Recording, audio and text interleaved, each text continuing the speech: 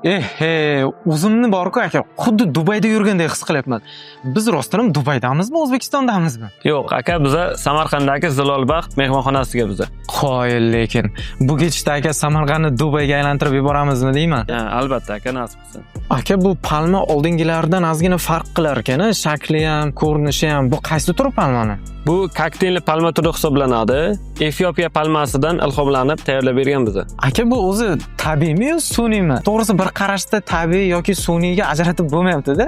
Shunday aka, bu palmamiz tabiiy palmaga o'xshab ko'rinadi. Sababi mana shu ko'rib turgan barcha detallarimiz tabiiy palmani o'zining tarkibi hisoblanadi. Ko'rib turganingiz mana shu yunglari, shoxchalari 100% natural palmani o'zining yungi hisoblanadi. Jaloliddin aka, palmalarning ko'rinishiga, sifatiga vaqtim gap yo'q.